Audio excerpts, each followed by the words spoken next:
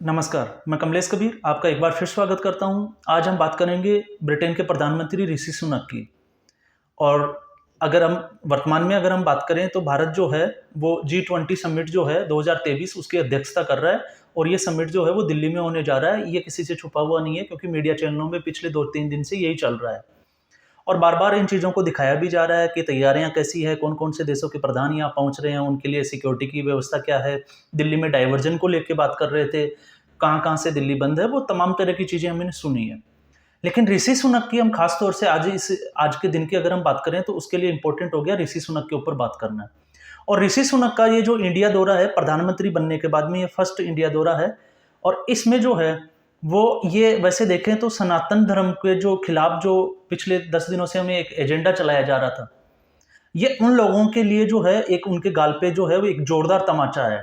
और ये मैं ऐसा इसलिए कह रहा हूँ क्योंकि ऋषि सुनक ने जैसे ही भारत की धरती पे पैर रखा, उन्होंने सबसे पहले जय सिया राम, और इसके बाद में हमने देखा कि उनका जो काफिला है सीधा अक्षरधाम के लिए निकल गया।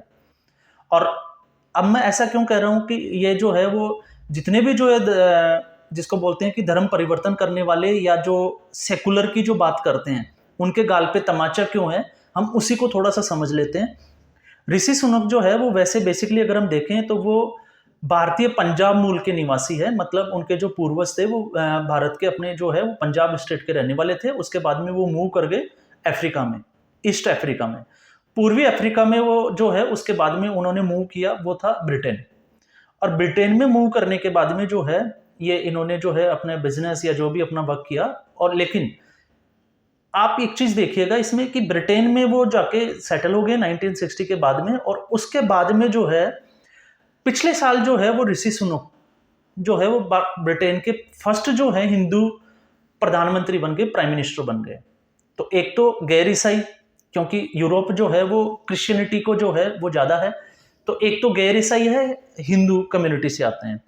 दूसरा, जो ऋषि सुनक जो है वो हिंदू कम्युनिटी के आने के साथ साथ जो है, इससे पहले भी हमने देखा कि जब वो वहाँ की जो कैबिनेट थी उसमें मिनिस्टर थे, वित्त मंत्री, तो उन्होंने जो शपथ ली थी, क्योंकि कोई भी मंत्रिमंडल की कोई मंत्री बनता है तो उससे पहले जो है वो कॉन्स्टिट्यूशन की अपनी जो तरह की है वो शपथ लेता है, ओथ लेता है। लेकिन इन्होंने जो है वो भगवत गीता के ऊपर हाथ रख के जो है वो ओथ ली। अब भारत में अगर ऐसा हो जाता तो हाय तौबा मच जाता कि ये देखो जी, प्रधानमंत्री या किसी मंत्री ने जो है वो अपने धर्म के ऊपर जो है, धर्म के धार्मिक ग्रंथ के ऊपर जो है वो हाथ रखा। और ये तो इंडिया सेकुलर है, ऐसा नहीं करना चाहिए। और ये हमने देखा भी है, जब राम मंदिर के जो है वो चाहे उसके नींव, मंदिर की नींव रखने की बात हो, चाहे हमारा जो संसद का जो भवन था उसकी बात हो, इन दोनों ही कार्यक्रमों में हमने देखा कि जो है सेकुलर जो धर्मनिरपेक्ष की जो बात करने वाली जो पार्टियां हैं वो हाय तौबा करने लग जाती है कि प्रधानमंत्री जो है वो सभी धर्मों का होता है, वो नहीं जाना चाहिए। लेकिन इन्होंने एक अच्छा सा एजेंडा चला रखा है कि जब भी इफ्तार पार्टी होती है तब इनको कोई प्रॉब्लम नहीं है, वहां पे कोई भी जा सकता है। लेकिन अगर हिंदू धर्म से, कम्युनिटी से कोई रिलेटेड है तो फिर ये जो है वो सेकुलर उसकी बात करने लग जाते हैं, राष्ट्र की। लेकिन ऋषि सुनक ने जो है वो हिंदू धर्म के हैं। और आप एक चीज देखिएगा कि जब से वो प्रधानमंत्री बन रहे हैं उन्होंने कभी इसको जो है वो छुपाया नहीं। अब मीडिया रिपोर्ट्स ये कहती है कि भगवत गीता पे उन्होंने रख के जो है वो ओथ तो ली थी, लेकिन आज भी जो है वो ऋषि सुनक की जो टेबल है उसके ऊपर हमेशा जो है वो गणेश जी की मूर्ति होती है। अब आप इससे समझ सकते हैं। और इसके अलावा भी हमने देखा है कि कई बार जो है वो ओम लिखा हुआ और भगवा कलर का जो है वो कई बार दुपट्टा जो है अपने सर उस पे गले पे लटकाए हुए वो दिखते हैं, जिसपे ओम लिखा होता है। कई बार जो है वो मंदिर में जाते हुए, और अभी जो मोरारी बापू की जो कथा थी उसमें वो आए और उन्होंने जो है लोगों का लंगर जिसको हम कहते हैं उसमें खाना भी सर्व किया। तो ये बात चल रही है ब्रिटेन के प्रधानमंत्री की। और ब्रिटेन का जो प्रधानमंत्री, आप एक चीज देखिए, जो ईसाई का जो था, और आप सबसे बड़ी बात मैं इसमें और ऐड कर देता हूं कि आज जो है ब्रिटेन में कोई भी प्रधानमंत्री जो होता है तो चर्च में जितने भी जो फादर जो होता है उनकी जो नियुक्ति होती है वो प्रधानमंत्री की सलाह पे होती है। और वहां के चर्चों में जो नियुक्ति हो रही है वो आज एक हिंदू प्रधानमंत्री जो है वो कर रहा है। अब अगर यही इंडिया में होता तो फिर आप समझ सकते हैं कि जो सेकुलर जो पार्टियां अपने आप को सेकुलर वो करके और तुष्टिकरण की राजनीति करती है तो उनकी क्या हालत हो जाती है। क्योंकि अभी हमने देखा था उदयनिधि स्टालिन, जिसको पूर्वज कभी हिंदू थे, और ये जो कन्वर्टेड जो होते हैं, स्पेशली मैं बोल रहा हूँ हिंदू इंडिया की अगर हम बात करें तो इंडिया में भी जो है वो यही लोग जो है हाय तौबा करते हैं जो नए नए उन्होंने धर्म परिवर्तन किया है। स्वामी प्रसाद मौर्य की अगर हम बात करें तो पहले वो हिंदू थे, हिंदू होने के बाद में उन्होंने जो है वो बौद्ध धर्म को अपनाया। आज वो अपने नाम के पीछे जो है मौर्य के बाद में बौद्ध लगाते हैं, मौर्य हटाया नहीं है उन्होंने। क्यों? क्योंकि मौर्य हटाते ही उनकी कास्टिज्म खत्म हो जाती है और बौद्ध बने हुए हैं, इसलिए जो है वो हिंदू धर्म को गालियां देते हैं, लेकिन उनके पूर्वज भी हिंदू थे। अब वो कहते हैं कि हम अम्बेडकरवादी हैं, तो 1956 से पहले अम्बेडकर जो थे वो भी जो है वो हिंदू धर्म को मानते थे, और संविधान में जो है उन्होंने जो है भगवान राम की, हनुमान जी की जो है उन्होंने फोटो भी बाकायदा जो है वो ओरिजिनल संविधान में जो है उनकी फोटो भी मिलती है। तो ये इन लोगों को जो है ये चीजें समझ में नहीं आती, बस इनको एक एजेंडा चलाना होता है। दूसरा जो है क्रिश्चियनिटी की अगर हम बात करें तो ये जो स्टालिन जैसे लोग हैं इनकी भी ज्यादा कोई बहुत पुराना नहीं है, इनका भी मतलब थोड़े कम समय पहले ही जो है ये इनको जिसको बोलते हैं ईसाईकरण हुआ है, 1-2 साल पहले ही। और आज जो है वो हिंदू धर्म को गालियां देने लगे, सनातन धर्म को वो गालियां देते हैं। कोई HIV बताता है इसको, कोई मलेरिया से तुलना करता है, कोई डेंगू से करता है। तो अब आप इससे अंदाजा लगा सकते हैं कि यही स्थिति जिन ये राष्ट्रों का जो है वो कहते हैं कि हवाला देते थे मीडिया रिपोर्ट्स वगैरह का, आज वहीं का जो प्रधानमंत्री है, ब्रिटेन का प्रधानमंत्री, वो भारत की धरती पे पैर रख रहा है, और भारत की धरती पे पैर रखते ही सबसे पहले उसने डिसीजन लिया कि मैं जो है अक्षरधाम जाऊंगा। और इसकी मैं आपको थोड़ा पीछे लेके जाऊं तो ऋषि सुनक जो है ये इनके ससुर जो है वो इन्फोसिस के जिसको कहते हैं मालिक है, और आपने नाम भी सुना होगा इसका, इन्फोसिस के मालिक का, नारायण मूर्ति। और उन्हीं की बेटी जो है अक्षता मूर्ति सॉरी, उससे जो है इन्होंने शादी की, उनके 2 बच्चे भी हैं। लेकिन वो जो है आज भी अपने धर्म को जो है वो गर्व से कहते हैं कि मैं हिंदू धर्म का हूँ। मतलब हिंदू धर्म का जो है वो होने के, उनका धर्म हिंदू होने पे उनको गर्व है।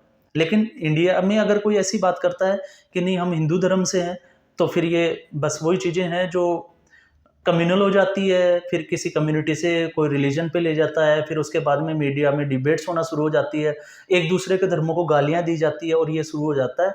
और ये सिर्फ भारत में ही हो सकता है। दूसरा जो है ऋषि सुनक जो है अभी जो है वो G20 के जो समिट जो हो रहा है उसमें वो आए हैं। साथ में एक चीज आपको और भी समझनी होगी कि ऋषि सुनक जो है वो जिसको मुस्लिम धर्म के लोग या और दूसरे धर्म के लोग गाय माता को जो है वो गालियां देते हैं, तो उनको सीखना चाहिए कि कई बार उनको जो है वो गौ माता की जो सेवा करते हुए भी देखा गया है। तो ये जो चीजें होती है ये आदमी को जो है वो बड़ी स्ट्रॉन्ग करती है। अब इंडिया में जो है, जैसे मान लीजिए मैं हूं या आप लोग जो मुझे सुन रहे हैं, उनका अपना धर्म है, तो अगर हम किसी भी पद पे चले जाएं, किसी भी पोस्ट पे चले जाएं, क्या हम अपने धर्म को छोड़ देंगे या सेकुलर दिखने के लिए जो है वो धर्म को वो करेंगे? लेकिन जो सेकुलर पार्टियां हैं वो जैसे ही इलेक्शन आता है, इलेक्शन आते ही जो है वो धर्म मंदिर मंदिर जाना, और आपको पता ही है जनेऊ पहनना, हम जनेऊदार हिंदू है, वो चीजें फिर कहां से आ जाती है? आपके इलेक्शन के लिए अपना एक एजेंडा होता है कि हमें हिंदू धर्म का वोट कैसे लेना है, और मुस्लिम और ईसाई जो धर्म के लोग हैं कम्युनिटी के, उनका तुष्टिकरण कैसे करना है। तो इनको पता है कि ये लोग कब जुड़ेंगे, जब जो है हम दूसरे धर्म को जो है वो गालियां देंगे तो ये लोग हमारे साथ में आएंगे। लेकिन ये जो है ये नैरेटिव अब लोगों का चेंज हो रहा है, ये इन चीजों को समझना चाहिए। और अभी अगर हम बात करें तो विपक्षी गठबंधन, जिसको इंडिया गठबंधन का नाम दिया गया, अलायंस का नाम दिया है, वो ये सबसे बड़ी जो है ये एक जिसको कहते हैं कि इलेक्शन से ठीक पहले जो ये सनातन को गालियां देके जो है ये बहुत बड़ी गलती कर बैठे हैं, क्योंकि बीजेपी जो है ऐसी गलती को भुनाने में माहिर मानी जाती है। अपोजिशन कोई गलती करे, इसकी फिराक में बीजेपी की जो पार्टी होती है, और जैसे ही वो करती है ये तुरंत उसको मुद्दा बनाते हैं। और प्रधानमंत्री का अभी हमने 2 दिन पहले की जो मीटिंग हुई थी उसमें उनका जो है हमें कॉन्फ्रेंस में भी ये सुनने को मिला था कि प्रधानमंत्री ने स्पेशली बोला है कि भारत और इंडिया की जो कंट्रोवर्सी चल रही है, नाम को लेकर जो कंट्रोवर्सी चल रही है, जिसमें मैं ऑलरेडी पहले वीडियो बना चुका हूं, उस कंट्रोवर्सी में उन्होंने अपने मंत्रियों को स्पेशली हिदायत दी है कि आपको इसमें जो है वो ज्यादा बोलने की, आवश्यकता से ज्यादा बोलने की जरूरत ही नहीं है। मतलब उन्होंने बोला कि आप इस मुद्दे पे जो है वो बिल्कुल शांत रहे, विपक्ष जो कर रहा है उनको करने दें। इसके अलावा जो सनातन को जो उदयनिधि स्टालिन, और इसके अलावा जो मल्लिकार्जुन खड़गे के जो बेटे हैं प्रियंक खड़गे ने जो स्टेटमेंट दिया, आपको उस मुद्दे को किसी भी हालत में जो है वो हाथ से नहीं जाना चाहिए, उसको छोड़ना नहीं है, उसको लगातार जो है वो विपक्ष के ऊपर हावी होना है। और भारतीय जनता पार्टी जो है वो शुरू से इनका एजेंडा यही रहता है, विपक्ष गलती करता है और विपक्ष की भी आदत बन चुकी है कि वो ऐसी सिचुएशन में कोई ना कोई गलती करती है, क्योंकि उनके पास एजेंडा नहीं है, उनके पास एक ही एजेंडा बचता है, वो है मोदी विरोध का। और उस एजेंडे में फंस के जो है वो ऐसी गलती बनती है। अब बात ही आ जाती है कि ये हम ऐसा क्यों कह रहे हैं कि ये गलती हो जाती है या ये गलती करती है, क्योंकि उदयनिधि स्टालिन जो है वो डीएमके पार्टी के जो है वो मंत्री है। लेकिन अब कांग्रेस पार्टी जो है उसका समर्थन करें नहीं करें, क्योंकि वो अलायंस के पार्टनर है, और उस सिचुएशन में जो है अब इनकी स्थिति जो है वो बिगड़ जाती है। और कांग्रेस पार्टी के ही जो अध्यक्ष है मल्लिकार्जुन खड़गे, प्रियंक खड़गे ने भी जो है वैसा ही स्टेटमेंट दे दिया। तो उस सिचुएशन में जो है अब ये विपक्ष को सोचना चाहिए कि हमें किन मुद्दों पे बात करनी चाहिए, क्योंकि विपक्ष के पास एक बहुत बड़ा मुद्दा हाथ लगा था, लेकिन विपक्ष जो है उस पर बात नहीं कर रहा। विपक्ष जो है वो लगातार जो है वो मोदी को टारगेट कर रहा है, लेकिन इनको अभी एक मुद्दा मिला महाराष्ट्र में। अगर ये वहां पे अगर चाहते तो महाराष्ट्र का जो मुद्दा था मराठा आरक्षण को लेके, उस आरक्षण के मुद्दे पे जो है ये उसको भुना सकते थे और अपना एक वोट बैंक और आने वाले इलेक्शन में जो है वो अच्छा कर सकते थे, लेकिन इनका ध्यान उस तरफ नहीं है। इनका ध्यान कहाँ है? सनातन को गालियां देना है, हिंदू धर्म को गालियां देना है। जैसे इलेक्शन की डेट फाइनल होगी उसके बाद में ये जो है मंदिर मंदिर जाना इनका स्टार्ट हो जाएगा। लेकिन इनको ऐसे राष्ट्रों से सीखना चाहिए, जैसे मैं ऋषि सुनक की बात कर रहा था, तो ऐसे जो लोग हैं इनसे इनको सीखना चाहिए कि वो लोग जो है उस राष्ट्र में होते हुए भी, भारतीय मूल के होते हुए भी जो है वो सनातन धर्म को जो है अपने धर्म को नहीं छोड़ रहे, उसकी रेस्पेक्ट करते हैं और साथ में जो है वो दूसरे धर्म की भी रेस्पेक्ट करते हैं। मैं ये नहीं कहता कि हम हमारे धर्म की रेस्पेक्ट करें और दूसरे धर्म को नीचा दिखाएं, नहीं। ये आस्था का एक विषय होता है, तो आस्था के विषय में चाहे अंधविश्वास हो चाहे कोई भी चीज हो, आप किसी बुराई के ऊपर जो है आप उसके ऊपर जो है लोगों को समझाएं, उनसे बात करें, ये सब कुछ सही है। लेकिन उसकी आस्था पे चोट पहुंचाना, मतलब उसको गलत तरीके से स्टेटमेंट देना, ये कतई जो है वो, चाहे वो मतदाता हो चाहे आम नागरिक हो या चाहे किसी धार्मिक उसका फॉलोवर हो धर्म का, उनके लिए जो है ये जिसको कहते हैं कि ना मानने का एक स्वीकार करने वाली बात नहीं होती। तो ये जो चीजें हैं ये समझनी चाहिए। तो आज के एपिसोड में बस इतना ही, फिर हम एक एपिसोड में नए मुद्दे के साथ हाजिर होंगे। तब तक के लिए आप सबको मेरी ओर से शुभकामनाएं। धन्यवाद।